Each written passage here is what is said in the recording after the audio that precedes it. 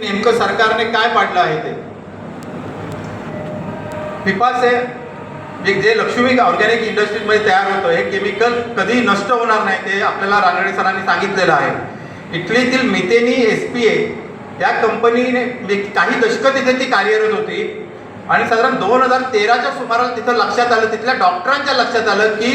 कसल्या केसेस वाढल्या तर मूत्रपिंडाचा कर्करोग, वृषणाचा कर्करोग, थायरॉइडचे विकार, वंध्यत्व,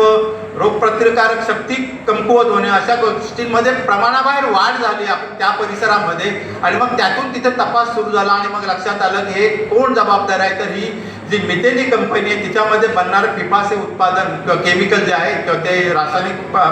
ते त्याला जबाबदार आहेत असं लक्षात आलं। त्याच्यानंतर त्या कंपनीच्या विरोधात आवाज उठवायला सुरुवात झाली, तिथल्या महिलांनी आंदोलन केलं, तिथल्या जनतेने आंदोलन केलं, पण तोपर्यंत साधारण 3.5 लाख लोकांना याचा फटका बसला होता। 3.5 लाख लोक आजारी पडले आणि त्यातली 4,000 लोक आतापर्यंत दगावली, आणखीन काही दगावणार आहे। तिथल्या महिला भारतातल्या महिलांसाठी आंदोलन करतायत की आम्ही हा भारतात कसा काय प्रकल्प गेला, कारण हा बंदच केला पाहिजे। जे विष आहे ते विषच आहे, मग ते मुंबईत ठेवावं का आणखी कलकत्त्यात नेऊन ठेवावं असा त्याच्यामध्ये प्रश्न असूच शकत नाही, ते कुठेच नको अशी भूमिका असली पाहिजे। म्हणजे हा प्रकल्प आमच्या कोकणात नको अशी आमची भावना नाही किंवा अशी आमची भूमिका नाही, तर तो अख्ख्या देशात भारतामध्ये कुठेही असता नव्हे तर जगाच्या पाठीवर कुठे असता नाही ही आमची भूमिका आहे आणि त्या भूमिकेतून आम्ही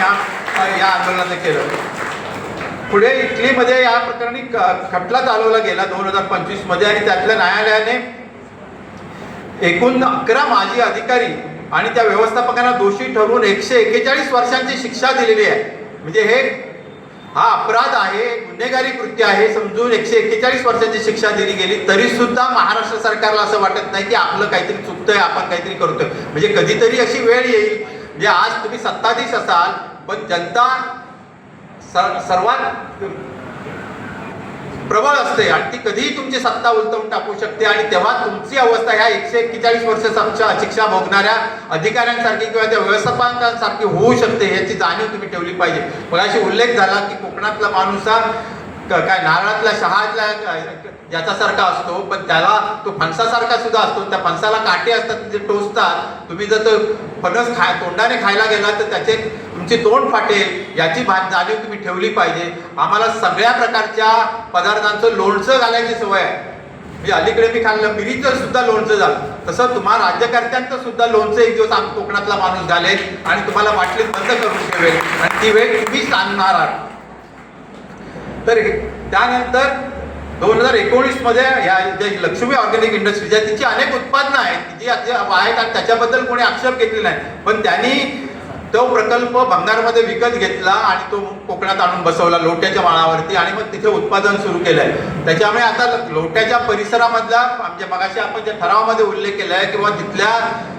मातीचं पाण्याचं परीक्षण झालं पाहिजे, तिथल्या लोकांचं तपासणी झाली पाहिजे की त्यांच्या रक्तामध्ये त्यांच्या शरीरामध्ये या पिपासचा प्रवेश झालेला आहे की काय म्हणून। त्याचप्रमाणे जिथं तळोजाला जिथं ही केमिकल नष्ट करण्यासाठी आणली जातात त्याबरोबर ते वाहतूक करणारे जे लोक आहेत त्यांना सुद्धा याचा धोका असू शकतो, कारण इटलीमध्ये तो अनुभव आहे, त्या अनुभवातून आपण काही शहाणपणा शिकत नाही आहोत, पण दुर्दैवाने त्याच्यामुळे आपल्याला आवाज कोकणी जनतेने हा आवाज उठवला पाहिजे। आणि मी नेहमी सांगत आलो की म्हणजे पहिल्यांदा आम्ही 2007 मध्ये कोकणातल्या गिरिया येथे म्हणजे विजयदुर्ग जवळ गिरिया येथे 4000 मेगावॅट क्षमतेचा कोळशाचा प्रोजेक्ट येणार होता, तेव्हा आम्ही प्रचारक लोकांना असा केला होता की लक्षात ठेवा की ज्या जमिनीवरती प्रकल्प येणार आहे त्या पंचकृषीतल्या लोकांना कदाचित अपघात झाला, काही प्रदूषण फार वाढलं तर भरपाई मिळेल आणि सरकार उचलून लांब नेऊन ठेवेल, पण तिथून 10 किलोमीटरवरती राहणाऱ्या थोड्याशा दूर अंतरावर राहणाऱ्या लोकांना कसलीच भरपाई मिळणार नाही। त्यामुळे स्थानिक लोकांपेक्षा आजूबाजूच्या लोकांनी आंदोलन करणं जास्त महत्त्वाचं असतं। आज तुम्ही सगळे जे मुंबईकर इथं जमलेत तुम्हाला कधी जसं मनात शंका येऊ शकते, अरे